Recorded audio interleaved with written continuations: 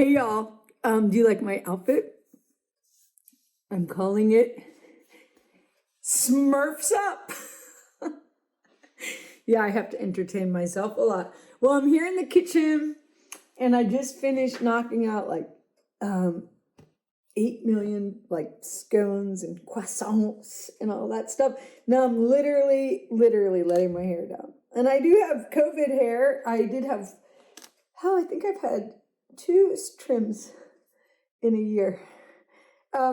So I'm continuing to puzzle over what this project is and what it wants to be.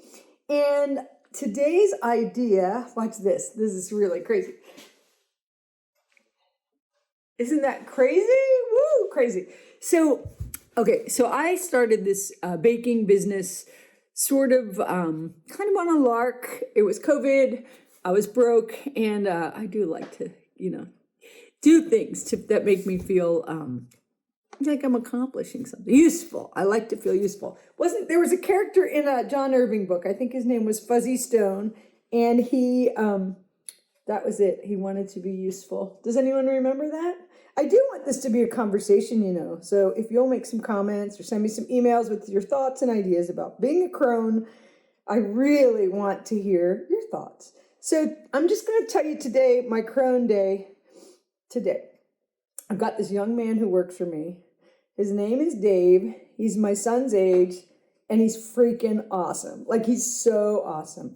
He's quiet, but then we've been getting to know each other over the past couple months, and he's really funny. And turns out we have a lot of similar things in our background, a lot of differences, but he's one of 9 children, and I am, and he was raised with a lot of religion, as was I.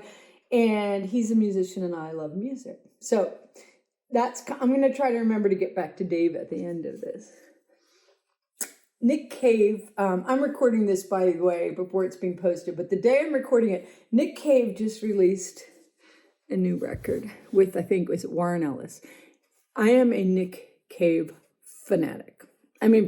Like, we don't have enough time to talk about it. And the last show of his I went to, it was the question and answer show, and I got chosen to ask him a question. And I got to stand up and talk to him, and I'm not kidding you. I had to have this pointed out to me, and then later it occurred to me like what had happened, but I was so blown away by my interaction with him.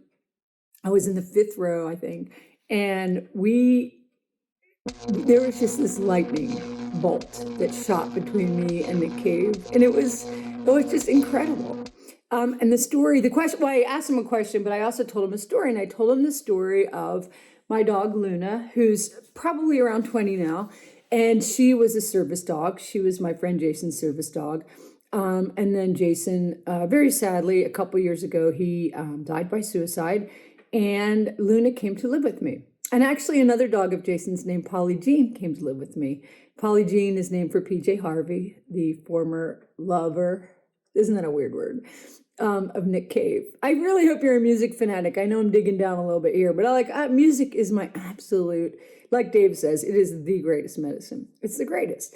So I'm listening to the Nick Cave record, which is incredible. And then I just let Spotify do the driving, and Spotify's playing PJ Harvey and Tom Waits. And I got this thing about Tom Waits where I used to be a Tom Waits fanatic. And then I got a little bit sour on the whole, like the spiel thing. Bob Dylan was never really a blue collar worker. He was a millionaire probably by the time he was 21. And, wait, who was I just talking about? Oh, Tom Waits. Okay, here, it's so hard to capture this, but I'm going to do it. I've been feeling happier and happier and happier and happier. And usually when I'm really happy or getting happy or whatever, I love to have some soundtrack going on. I love it. The music is so important. However, music is so important to me that I can have a bad music trip, just like a bad drug trip or whatever. Because I so strongly associate certain songs with certain people, and because I've been involved with a lot of people who've hurt me, perhaps I've hurt them, I have this association where when I hear the song, I'm like, whew, it just takes me all over the place, from the beginning of the friendship or the partnership to the end and everything in between. So I'm just today totally tripping all over the place with the music. And even though I'm really happy, I did feel myself getting pretty kind of melancholy and then kind of angry. And then I was like, I really do need to tell this story that I keep telling you I want to tell, I don't want to tell. Anyway, it was just like, it was like, whoa. It was like I was just tripping out in there. And can you hear Norris? Okay. So it really helped me to zero in on something, which I think that even though I know Nick Cave can make me sad because of Jason, because Nick Cave can do some really dark, intense stuff, and especially since one of his sons died. I mean, Nick Cave really understands grief very, very well, and he has a beautiful blog about it. It's called The Red Hand Files. And so, I know if I'm going to turn a Nick Cave record on, it's going to maybe drop me into a mood, and it did. But I felt safe with it, and it helped me to realize like how much grief I've been processing in this past year, how much grief that we'll probably all have to process once they free us. I noticed that since what's his dick face is out of office, it reminds me a lot of after, like, I've been divorced twice, and each time my days feel like longer, quieter, more beautiful. Like, even if I'm really sad or freaked out over a divorce or whatever, the day itself will spread out. And that's because there's no arguing, there's no screaming, there's no quiet. So with the orange asshole out of office, I feel like my whole life has gotten quieter, and there's more space. And so I was thinking, as I listened to my deep, intense Nick Cave today, that I knew that I was in a period of grief, and I just feel like it's really important to talk about it, because lately, like on Facebook, I've been posting about how happy I am, and I certainly don't want to give this impression that it's like it's just one thing. I've been suffering some pretty heavy-duty grief for the past 8 months, which I'm saying with a smile on my face, because I lost another friendship, and it was another friendship with another man who I realized decades too late that I have this pattern of getting into these platonic friendships with men that eventually get really intense. And then I invariably will see the intimacy. I'm not talking about physical intimacy as mutual desire. I'll get very attached. But my pattern is I am perpetually drawn to unavailable people. And I think I see it as a challenge. I think it reminds me of my dad. Whatever, just pick a pop psychology theory, whatever. It doesn't really even matter. The thing is, I find these people and they're really fucked up. And I'm also really fucked up. It's not a judgment. It's just an evaluation. Or is that a judgment? Anyway, I find these people, these dudes, they really, they get into me. And I think they're into that my mom energy. I think they're really into how smart I am and how productive and talented. And then this has happened multiple times in my life where they'll want to do a project with me. And I'll be like, sure, we'll do a project. And then it'll just get weird. It just gets weird. Like what? When Harry met Sally. It's invariably, I find if I'm working really, really, really close with someone I really like, I can get confused feelings. It happens. And so I was thinking all that as I was listening to the music, because each song reminded me of a different guy. And I was thinking so much about Jason, because we had one of those relationships where we were very, very close for a period of time, like super close. And then he like spun out, and in the middle of our friendship, he kind of bailed because he was dating this woman. And I was telling Dave today this story of how I did this really adolescent thing where I thought, well, at least I look at her website, I can see that I'm more talented. I know that's really pathetic, but the whole point, I think, a big point of this series is I'm just going to be as honest as I can challenge myself to be. So I Googled this woman, right, who's just stolen this friendship out from under me. And I'm not going to tell you what I found out about her, because you'll be able to identify who I'm talking about. But I will just say that she was like incredibly talented. I think she spoke like 90 languages. She was like internationally famous. Oh, Spike. Anyways, that was a lesson learned, and I get sick of learning lessons sometimes, but whatever. The thing is, about Jason and me is, gosh, he's never far from my mind, because Luna still lives with me, and I'm getting ready to hatch peacock eggs, and Jason loved peacocks, but oh gosh, what was I going to say? Oh, I know. We were supposed to go to dinner one night and he bailed at the last second, literally, like as I was pulling in the parking lot. And I remember I felt so crushed and devastated, and I went home and I got in bed and I thought, I'm just going to stay here for like whatever, a week or a year, however long it takes. And then very quickly, I just wasn't as sad as I thought that I was. And then Jason called and he was like so apologetic and kind, and he owned his stuff, and we just went on to have a great friendship. Like, this is possible.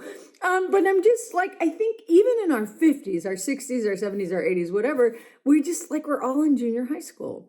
And so I was working on this project. I'm not going to go too far into it, but like, this is what I'm trying to figure out myself. Would I have worked on this project if I did not feel a pull toward this man? I don't know. All I know is I knew this person for over a year, and then he invited me to give a talk to a group he belongs to, and I said yes, and then we went and had dinner, platonic, just a dinner, like a friendly dinner, like let's get to know each other. And in 10 minutes in the conversation, he told me about all these connections that he had, and he's like, I'm gonna make you a star. I don't give a shit if I'm a star or not. I really don't. But I was just like, oh, this is fun. This is exciting. Let's do it. And it led to this like incredible collaboration. For 18 months, there was not there were 4 days in February of 2019. I have that memory for dates that we weren't in contact. He was on the road. But other than that, for almost 18 months, there was not a day that we did not communicate personally and work-wise. And, often we saw each other almost every single day. And then and then there was the song list, the play. This is what made me think of it. It's like we had this shared playlist of 1,500 songs. Now, I put in more than he did, but he put in over 600 songs, all about love and sex and come into my bedroom. And I'm like, well, I don't know, is this guy into me? And also, it was funny is that not my type, like not even close. Like basically if you looked up patriarchy in the dictionary, there'd be a picture of this guy, just entitled and just whatever. But because he turned his attention on me, and I remember the first time that he smiled at me, and I just got so sucked in. And so now there's like 1,500 songs that I really can't listen to because not yet. It's just too sad for me. It's too sad. And then I guess I'm going to wrap it up here by saying, so in that whole musical experience that I had today, I was just like, I go through all of the emotions. I go through anger, like, why did you fuck me over? I try to get to some joy, like, remember the good stuff was the good stuff and try to stick with that. I get to the place of like, you can dwell in these memories when you're listening to music, but when you turn it off, you're going to change the mental channel. Like, I don't want to like miss Havisham it up in the attic. I just want to get through it. But it's taken me a long time because I trusted someone. I love them. I definitely contributed to the end of this situation. But when I said in the end, like, can we talk about this? And we're trying to talk about it. And finally I was told, don't ever contact me again. And in the midst of all this, two of my friends who are considerably younger, came to me separately and said, hey, I was surfing for dates online and I saw your friend. And that just kind of crushed me. Not because I wanted to date him, but I thought it was just going to Yoko Ono the whole situation. Like I told him, like, I didn't want to fuck you. I didn't want more of you. I just did not want less. And there's absolutely no way that relationship could continue if and when he got into a relationship, which he may be, and I don't know. He told me to leave him alone. I'm gone. But there's no way that you could say to somebody, hey, you're my partner. By the way, I need to go in the other room and send Spike 20 love songs or songs about fucking or whatever. Like, that's just not going to work. And to be denied that and to be told, oh, I made it up and I'm so confused and it's all bullshit. That reminds me of the joke. How many narcissists does it take to change a light bulb? None. They use gaslight. So then I go to the next level with the music and I'm like, you're really wanting to vilify. You want to vilify here. You want to be angry. And that is my old go-to. It's just like, I'm going to take every secret you ever told me and I'm going to like turn it around on you and use it to hurt you. I'm going to use every gift you ever gave to me and I'm going to throw it in the bonfire. And we also made each other the most incredible gifts, like genuine art, beautiful stuff. And the saddest part is like, now you had this intense relationship is completely gone. And that throws me for a fucking loop. And it's thrown me for a loop my whole life. So that's another reason I'm embracing the crone thing, because I can't, I understand myself more and more. Oh, and I said I was going to talk about Dave.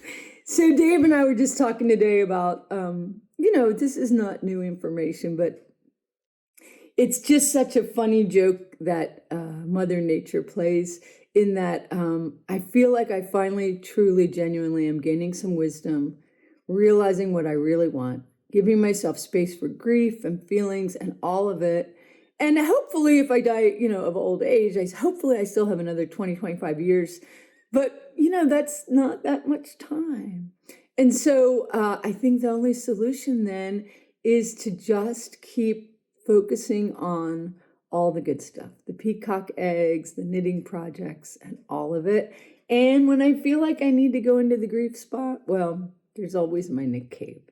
So that's this week's episode. I hope you're doing well. And I really would love to hear from you about like confusing platonic relationships, what you do to feel happy. How do you interact with music? Please let me know.